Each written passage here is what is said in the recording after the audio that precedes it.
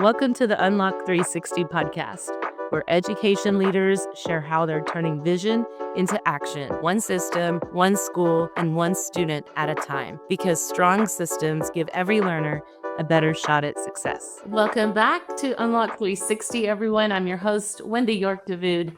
Joining us today, we have a very special guest from Lancaster, California, or joining us from Lancaster, California, Principal Donnell Mayberry of Challenger Middle School. Welcome, Donnell. Hello, everyone. Thank you for inviting me. It's great to have you on the show.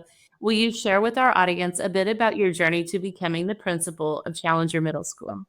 Okay. Well, my journey started. I'm originally from Arizona, and I decided I was a teacher out there for about 5 years. I decided I wanted to go to California, and I ended up traveling all the way to Oakland, California. And as I took my journey to Oakland, California, um, I was there as administrator for 14 years, um, and I learned a lot about different practices, especially the restorative practices.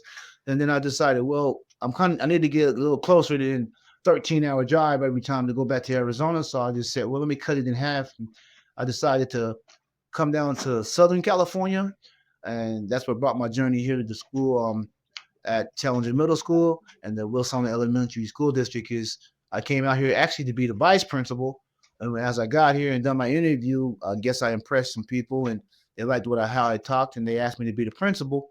So then I just eventually got interviewed for vice principal and just pushed over to become the principal. And I've been here now, been the principal for this is my fourth year here at Wasona Elementary School District, Challenger Middle School. Awesome. Okay. And you mentioned your passion for and experience with restorative justice. Will you share with our audience what that really means and looks like for you? Practices means just basically putting resiliency into human beings. Period. That we don't give up on them, and we can reset.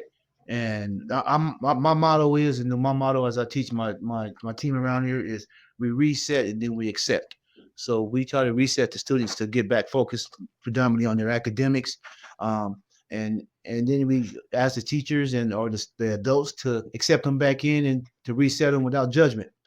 So yes, I'm big on that piece of the mission of the restorative justice practices. And in Oakland, California, we was able to make it to New York Times. I'm a brag a little bit and be arrogant because Well, in let's Oakland, hear it. California, my school, Ralph J. Bunch High School, you can pull it up. We was able to take restorative justice and even make it to New York Times back in the time as I was in there. So restorative justice went to New York Times. I worked with with Miss Fatima. She's the lady that started restorative justice, and so I was able to work with one of the top leaders and become one of the people that it took restorative justice in, and we implemented it into some schools that really struggled uh, with kids that, and we called it opportunity schools. So I was at a school where Love we had that. it's called opportunity school, their last chance to get a high school diploma. So we was able to take restorative justice and reset a lot of these kids that were going through a lot of trauma, being surrogate mothers and fathers, drug problems, and reset them and give them graduations and actually even start them on careers. That's awesome. And I love the opportunity language. We hear at risk so often. Mm-hmm. And there's a gentleman that, I heard motivational speaker talking about shifting that to at opportunity. Mm-hmm. Yeah.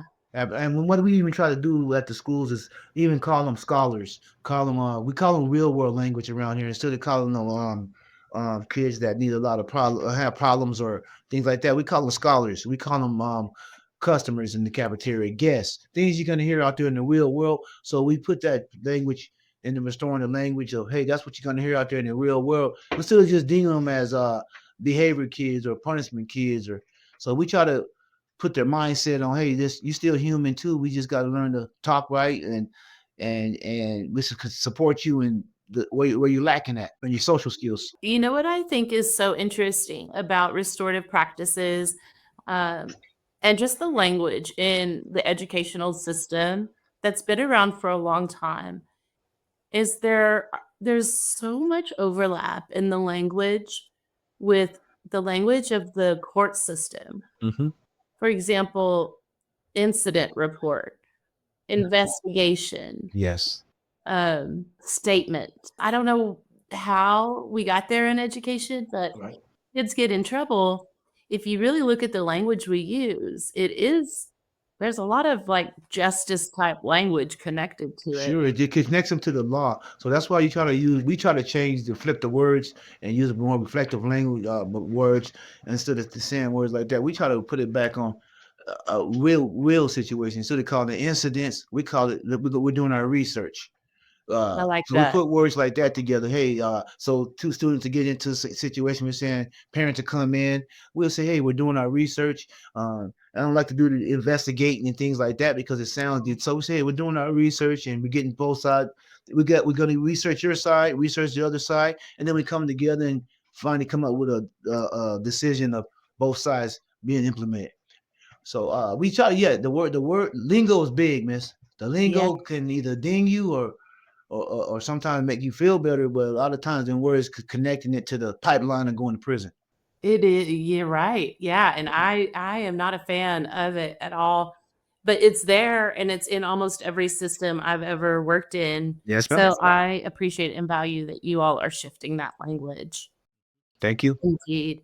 Yes. And so implementing those practices at an alternative school in Oakland Yes. and now serving as a principal at a middle school. Can you share what the implementation of restorative practices is like at Challenger Middle School? Oh, it was tough, miss, because when I came to here, I had to restore the bias of the community. So the principals before me were a little bit afraid to bring parents in and the community into the school. So they would just basically suspend them, suspend them, suspend them, suspend them, and not have. And then you still got to deal with the student coming back the next day, the next week, wherever long. But still, there was no recourse or no one being able to talk to them and getting both sides and sharing how can we come back and this doesn't happen again, and how we can work on what do we need to support the student because it's pretty much need to be student centered. So to bring the restorative here, I had to start with the community. Then I had to start with the board of the school, the board of the district, and I had to bring them to them and say, listen, role model kind of like what I was trying to do. So my first year I got here, I role modeled it without informally, without it being formal. So I would Okay. just instead of punishing them, I would I would role model them. Hey, I'm gonna bring the parents in here. I would bring the parents in here, and trust me, it was tough. Some parents would not agree to meet, and oh no, that's not going to solve anything. So it took a long time to educate the parents and the community first, um, and then bringing it down to the teachers that it's okay to talk to the parent. It's okay to bring the parent in because a lot of the teachers were afraid to bring parents in because they're like, well, I'm just going to get cussed out or chewed out or blamed. It's always my fault. But we got to be able to accept them things and hear what they're saying. They can hear what we're saying, so they can listen. It's a listening skill. So I had to Yeah. teach this staff in this village about being patient and listening. And you don't have to be in a circle, you don't have to be in a square, but just being able to give a listening ear.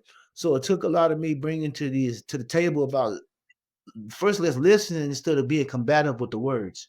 Never and instead of just kicking them out and trying to find a detention room for them, what's wrong with just pulling them out and having conversations? So it took a lot of me role modeling that, sending my staff to restorative trainings, um, and then building a restorative person, a couple of people who I can trust and pass it on, so I don't have to be the one breathing it out all the time. So I implemented it with my vice principal. I pulled up a couple of staff members that had great relationships with students like and we built a team, sent them to restorative. Then we started to spread it across, trying to get a whole school restorative team here. So we started taking little pieces about the lead teachers, um, and making it voluntary for those that want to learn, um, and and then just having collaborations about restorative justice and having us go into classroom and talking to the students. Um, and when I was able to get the teachers to accept to like just be listeners and give the students a voice, and for the students to listen and give the teachers a chance to express their voice, I think that's we're getting there. We're learning that language of talking in tier one, tier two, and tier threes. Learning what a tier one student is, where that's a student that a teacher still can build a relationship, and we don't have to go send them and go talk to the next step. So there's a lot of, and then the tier two process is when they need a little extra support. So we try to keep the admin away from having to, because yeah, I can build a relationship with them. I can get them to calm down, but I'm not the one teaching them in that classroom. Right. So I try to teach the teachers that you have to role model to the teachers. You have to build a relationship, and we have to understand this new generation is not being taught the right. They're surrogate mothers and fathers at home. They haven't ate at home. So finding out first what they value and that we care about them first as a human, then I worry about this lesson or this academics or this grade. But first of all, we got to show these students that we care about them as humans, even as the parents. The parents, like, show them, hey, we care about you. What support can we give to you? Um, so restoring and and it's hard to change. To teach old dogs new tricks because people don't want to learn nothing new. But you just have to tell them, are they willing to try? We've had professional developments where we bring restorative justice here from New Zealand because that's where it actually started at in New Zealand. So Okay. we brought New Zealand's team here.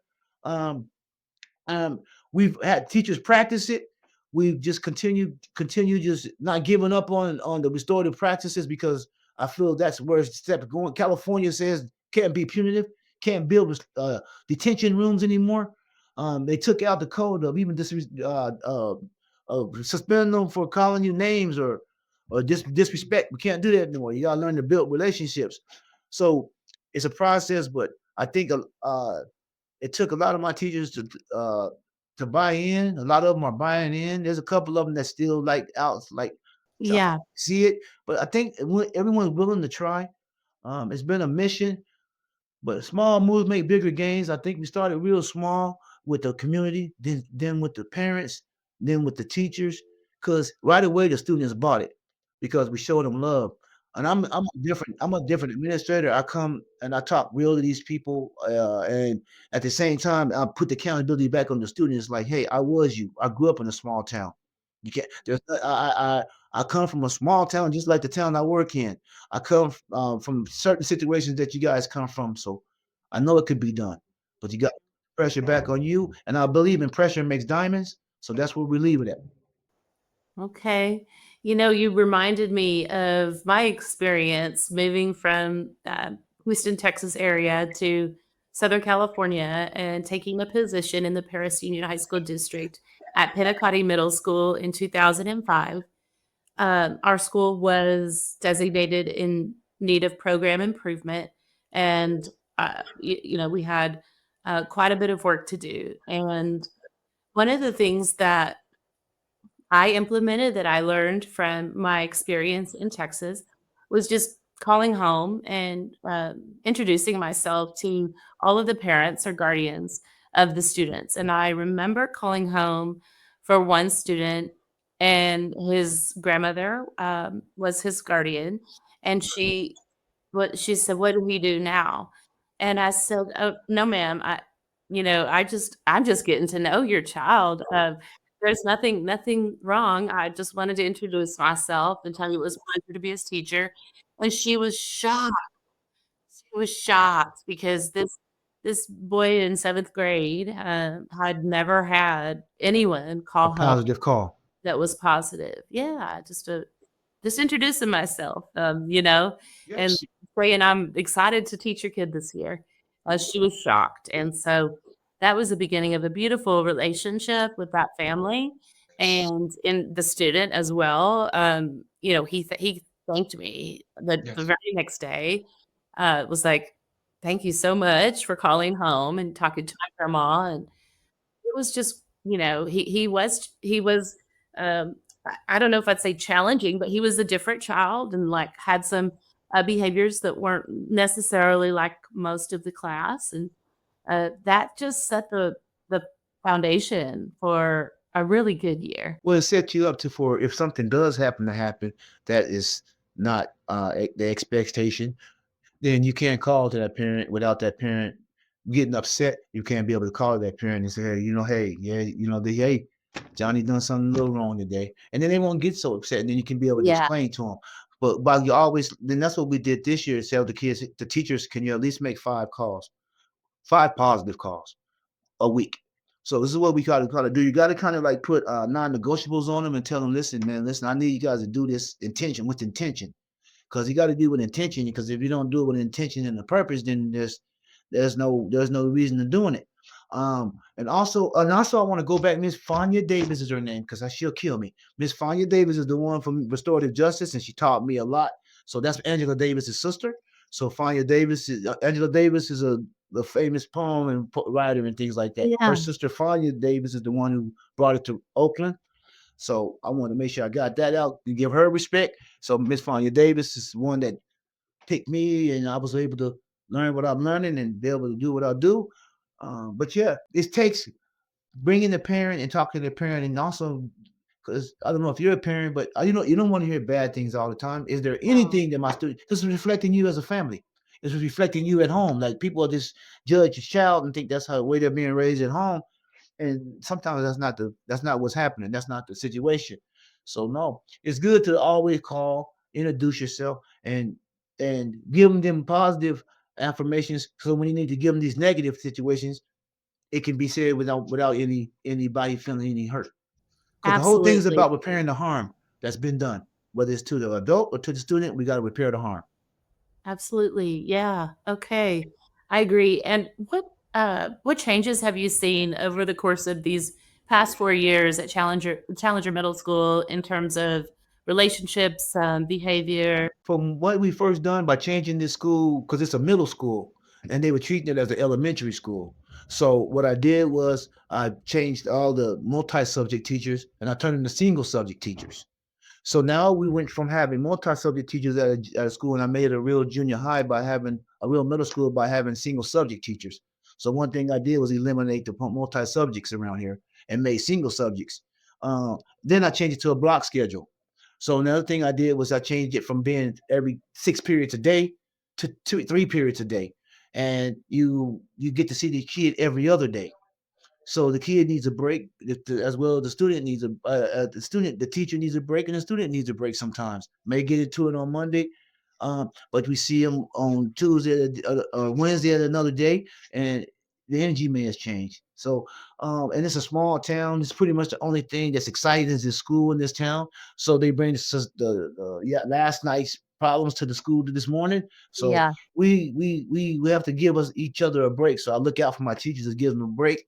So I think that changed from them bringing everyday uh, pressure and being mad at each other, the student and the teacher. So I think we get a break every once in a while. I think that they agree with me on that. Also, the changes I've seen is the students taking accountability. I see the students doing restorative conversations without the adult there. So the Okay. students carrying on, and we have pictures of students carrying on the restorative conversations together.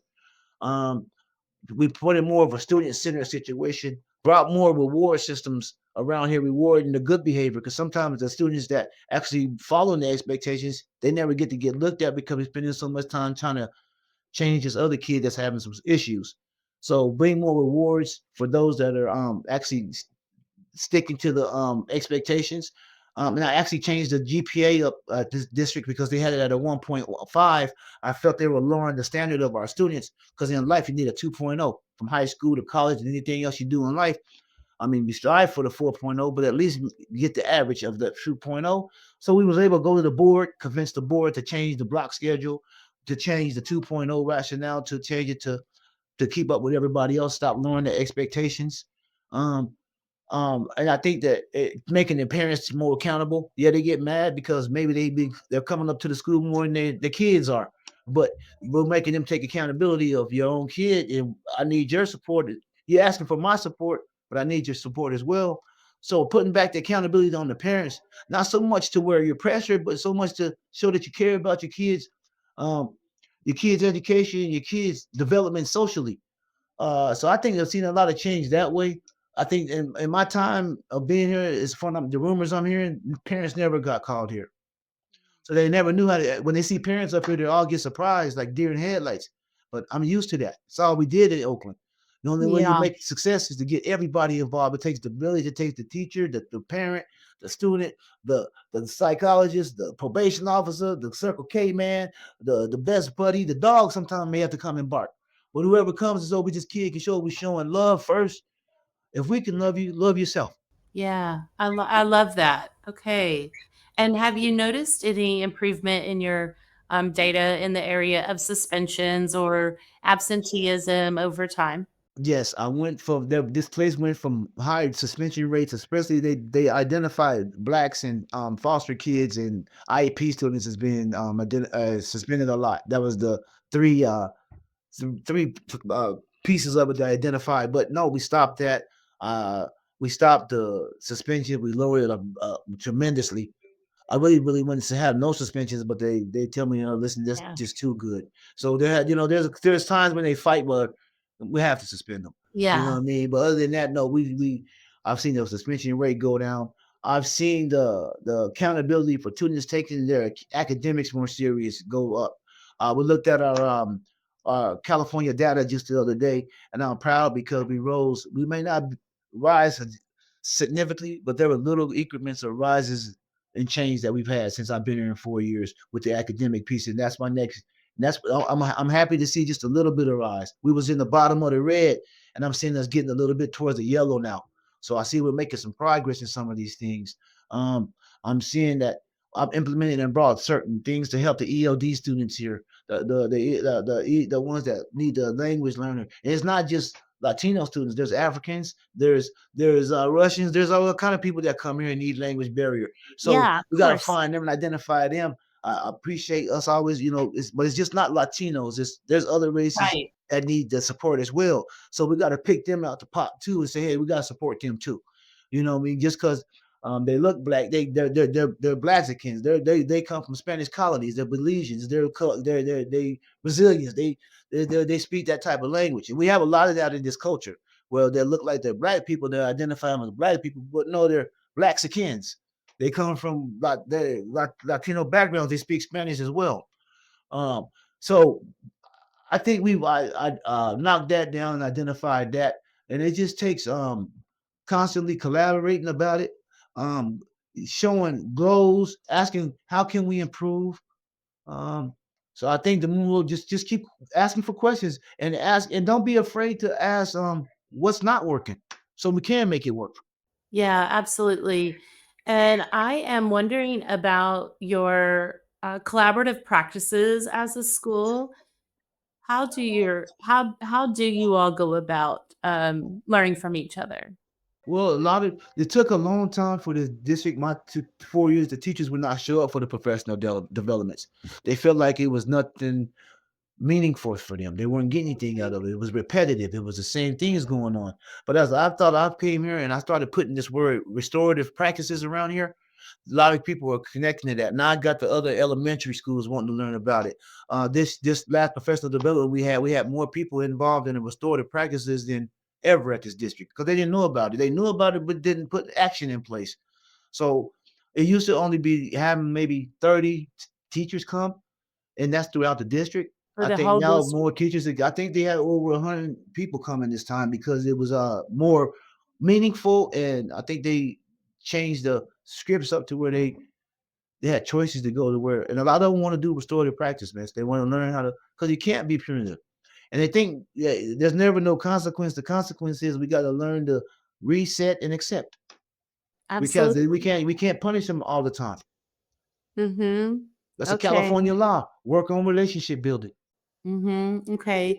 And do your teachers have any time to work together during the school day or during the school week or Yeah, once every like twice a month they work together as grade levels or departments. So they do get together and work together and conversate and talk about um what they share, hey, what this is what's worked for me, what not worked for me. So they do get together that way.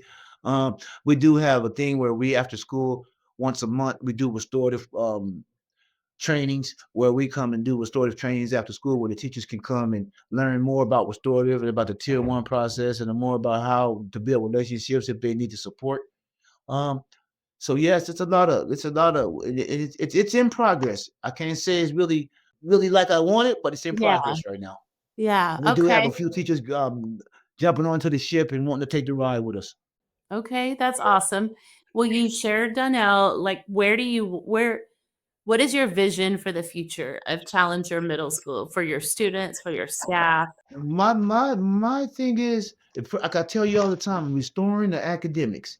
So we're about restoring the academics, and transform our school culture towards letting these kids be believing in that.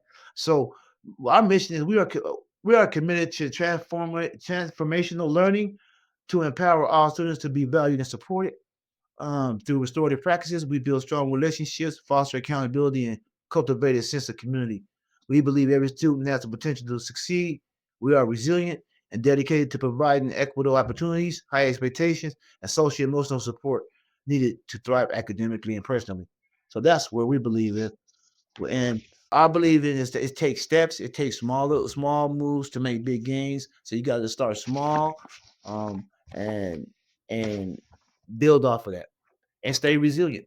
Thank you. And Look, we started off, we're on a 4-year plan. Not to cut you off, but we started with a 4-year plan. We're on with last year. We started this 2 years ago. So this is the second year we're on it. So we were embracing the new. So I had to teach these people about embracing the new changes because there was a lot of changes for them: block schedule, restorative practices, building relationships, changing to single subjects. It was a lot on the first couple of years. So now we're on learn, grow, and succeed.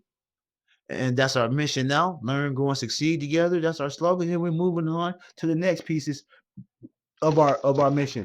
But each time we try to grasp the mission of how everybody grabbing on and little steps at a time.